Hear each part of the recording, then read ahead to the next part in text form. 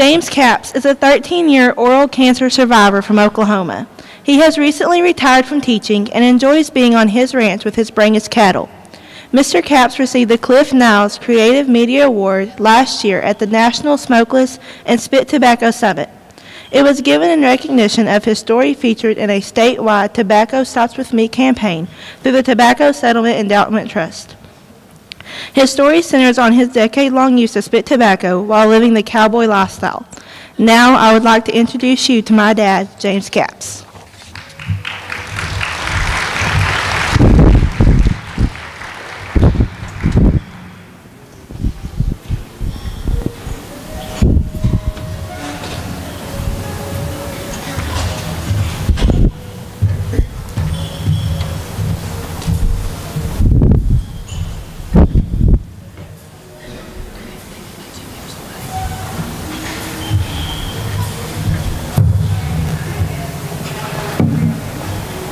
Good afternoon.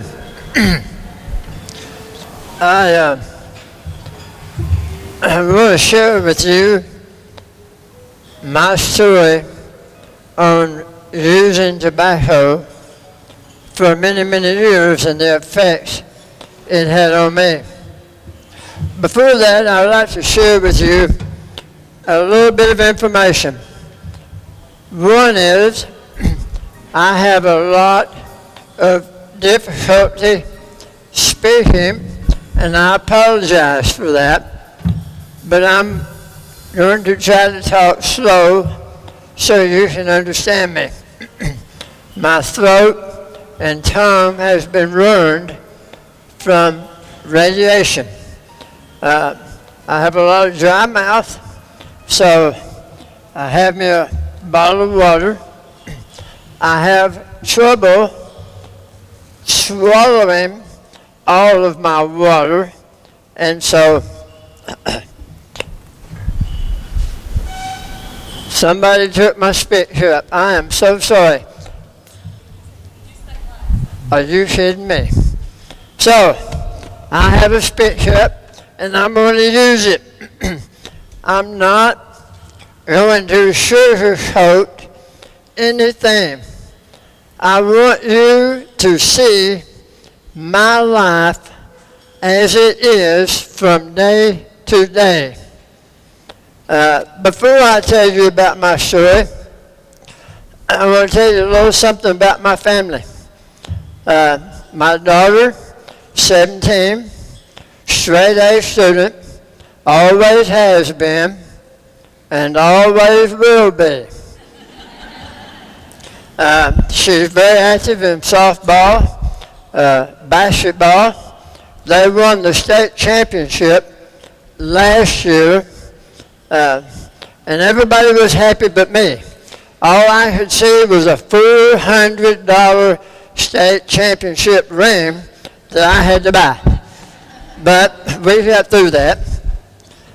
She's been very active in a program in Oklahoma called SWAT, Students Working Against Tobacco.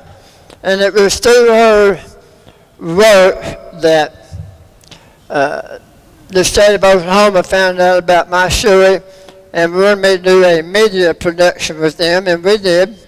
It's in North Texas, Arkansas, Oklahoma. We have many, many billboards scattered throughout the state. We have commercials on TV and radio, and it's really been an outstanding program for the state of Oklahoma. My wife, we met through farmersonly.com. Anybody ever hear about that? No, yeah, there's one. All right. No, we really didn't. And she told me she'd shoot me if I said that. But we met through a mutual friend. When I finally got the nerve to ask her out, I took her to Taco Bell, and we bought one Coke, but it had 2 straws. I was a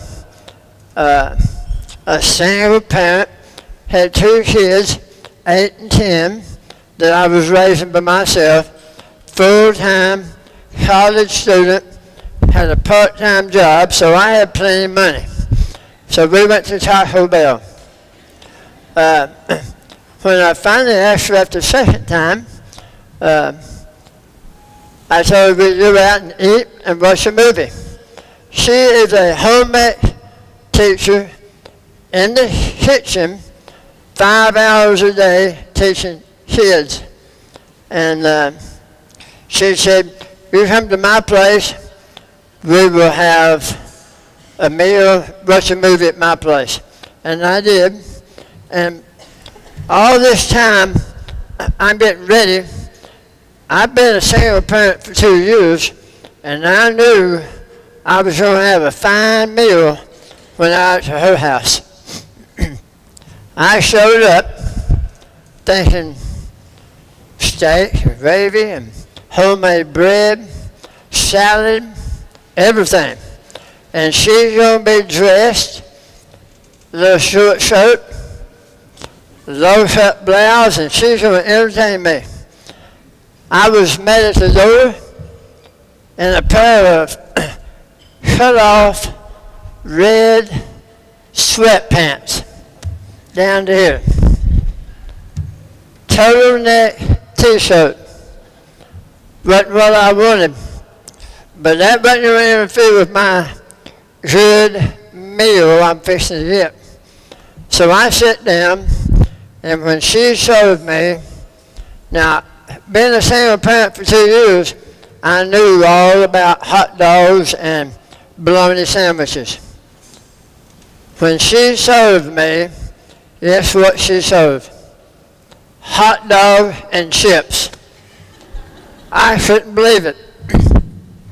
Well, I'm going to eat it and be nice, and I'm going to get out of Dodge. So we eat. About 8, I looked at my watch and said, it's time for me to go. Well, she said, just a minute, and we talked. And we talked. At 2 a.m. in the morning, I looked at her and said, Kenda, I'm going to marry you someday.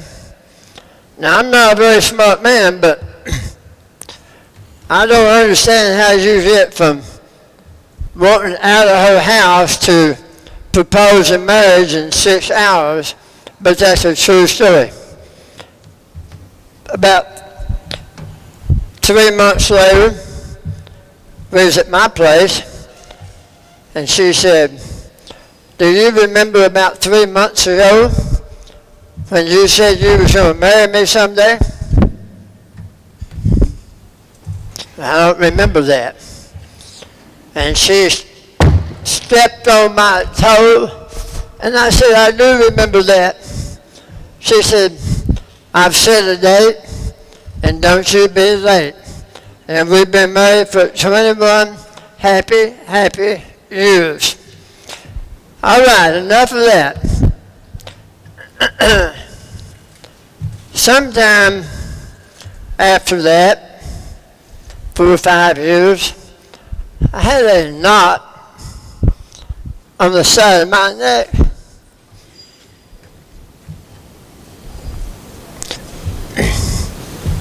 And I apologize, I'm a very emotional guy. But I had a knot on the side of my neck, and I went to the doctor, said not a big deal, cut you open, 3 or 4 stitches, you can go back to work tomorrow. Okay, let's do it. So he scheduled me for surgery. I went in.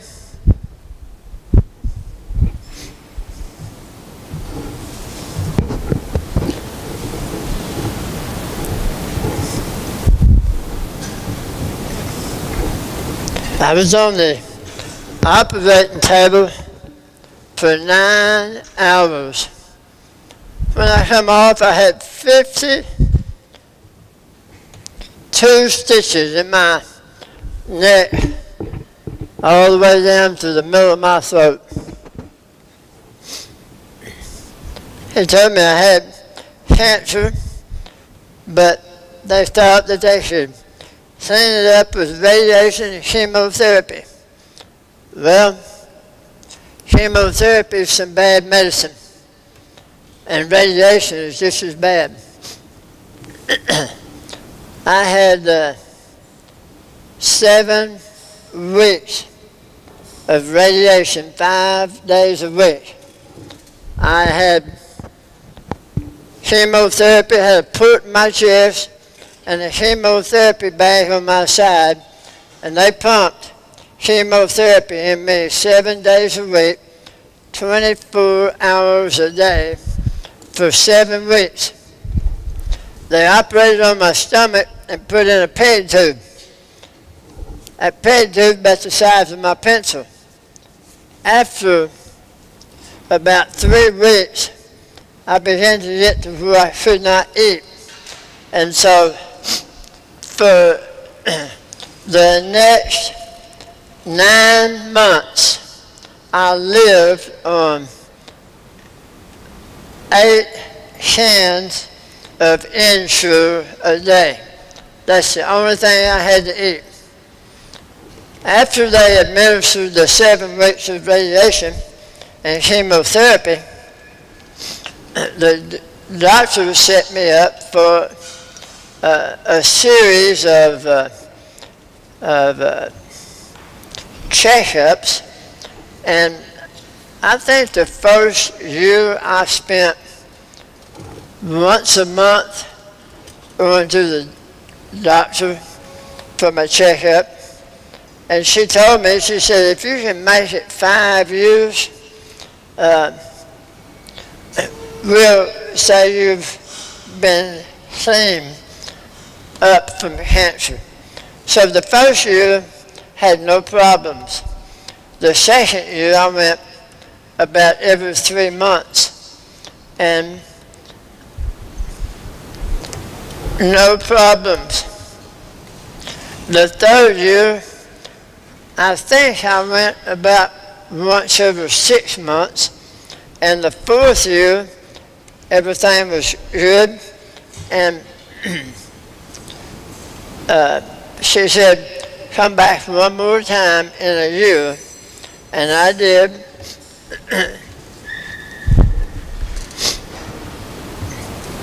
And I was still slim. And she said, well, we'll schedule you for another checkup in 1 year. And I said, no, ma'am. You told me if I made it 5 years, you would release me and I would be through. And I said, this has been the hardest 5 years of my life. And I want out. I don't want to come back. And she was a wonderful lady. She grinned and said, okay, we're through with you. Now, I want to back up. I wanted to finish this story because this is the tough part of my story.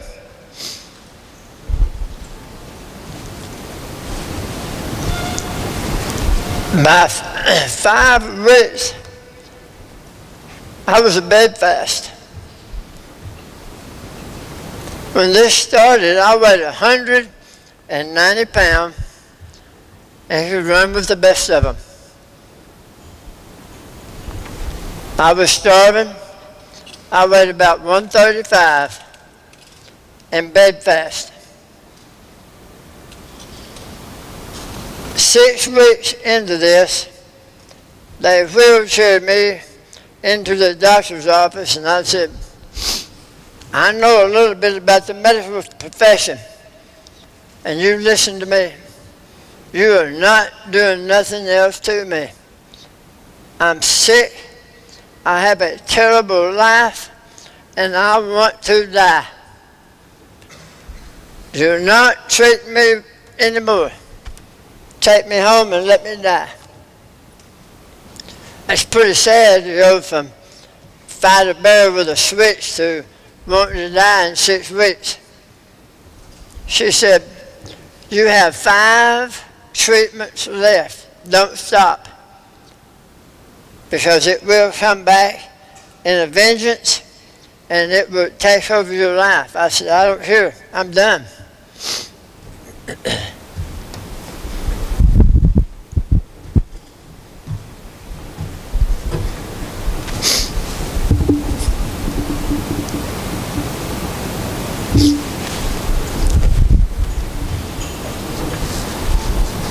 You can't. You have a 3-year-old daughter. You have to raise. And look at your beautiful wife. Surely you can muster up 5 more trips. Can't do it. She said, look at what you're leaving.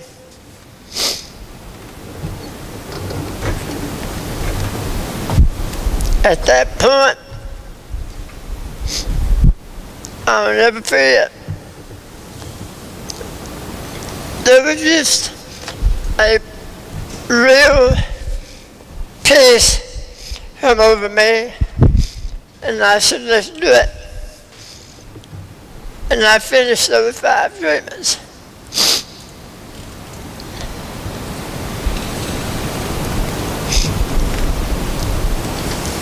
And so, 5 years later,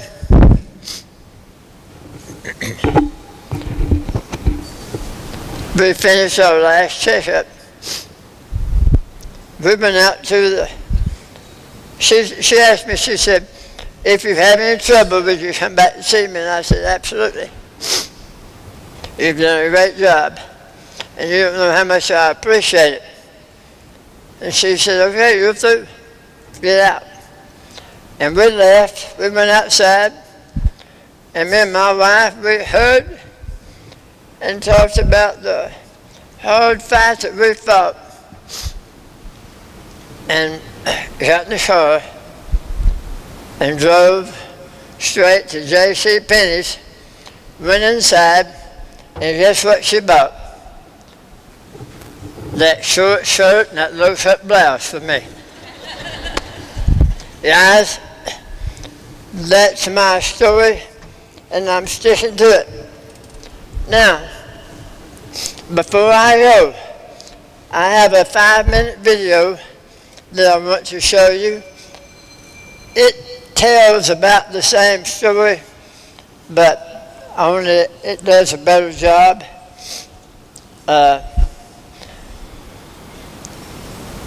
But before I step down, I hope you have heard something that will make a difference in your life, or you can share with somebody that will make a difference in their life.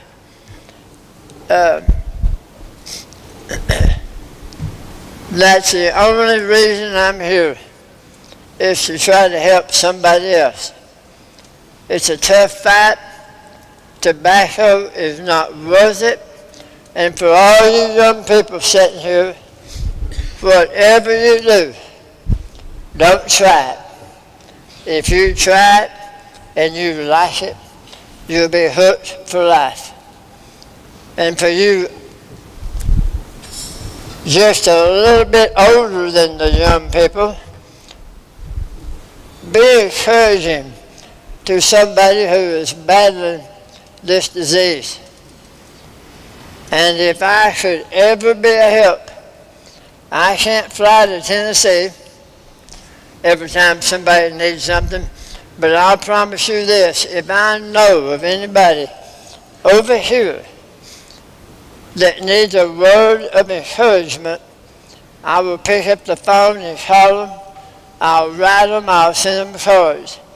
because it is my desire to help somebody else's life that has had this problem. Thank you very much, and we'll show the video, and I promise you I'm a lot better at answering questions than I am making public speeches. So after the video, if you have any questions, feel free to ask. Thank you very much.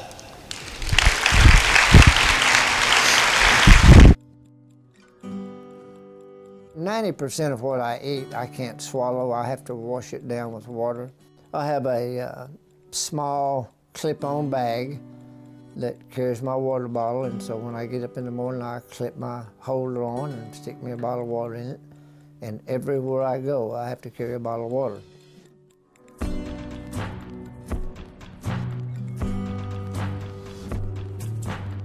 My name's James Capps. I live here in Tushka, Oklahoma. Born and raised up at Atoka. I mixed with the Cowboys and thought the best thing to do was to start dipping snuff and move to the farm and be a cowboy. And little did I know that was the downfall of my life. I met Kenda about 20 years ago. Met her through a friend, and we seemed to hit it off and got married 7 or 8 months later. A few years after we were married, we wanted to have a child, and so Kaylee came along. It was a big joy in both of our lives. At that point, we just began to introduce her to the farm when she got old enough, and horses, and everything was great. Things were perfect. And then in 2001, the bomb was dropped. I had some ear trouble. Went to an ear, nose, and throat doctor, and he found a small knot on the right side of my neck, and they told me to take about an hour and a half surgery to get it out, go back to work the next morning, no problems. I was on the operating table about 9 hours. Once they got the knot out, they determined it was cancer, and so they cleaned a lot of this up. Couldn't get to all the cancer, so they sewed me back up and decided that it would be, the best way to get it would be radiation and chemotherapy. They put a chemo bag on my side and a port in my chest, and they pumped chemotherapy medication in me 7 days a week, 24 hours a day for 7 weeks. And I was pretty healthy at the time. I weighed probably about 190. And I quit eating after about 3 weeks. And I lived on 7 to 8 cans of Ensure a day. When they break the news to you that you've got cancer, the first thing that went through my mind was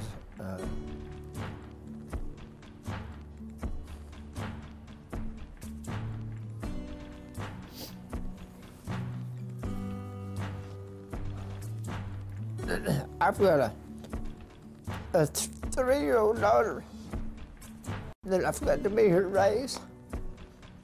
And of course, I hadn't been married all that long. I didn't want to leave my wife.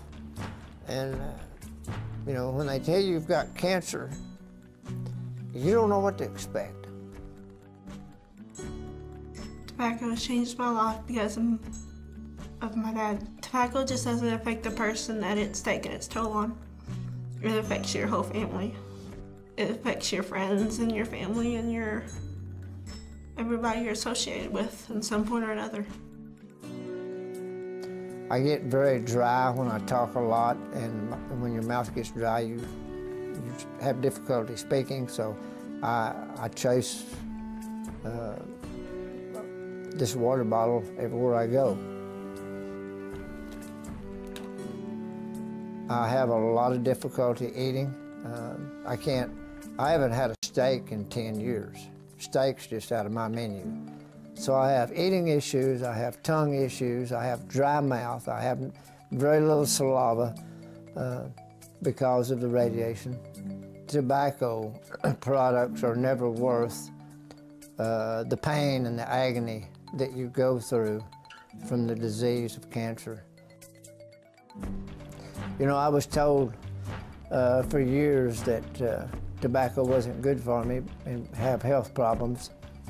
I never thought it would happen to me, but it did, and it's because of dipping snuff. It's not tough to dip snuff. It's nasty, it's filthy, it's degrading, but it makes us feel like we're somebody we're not.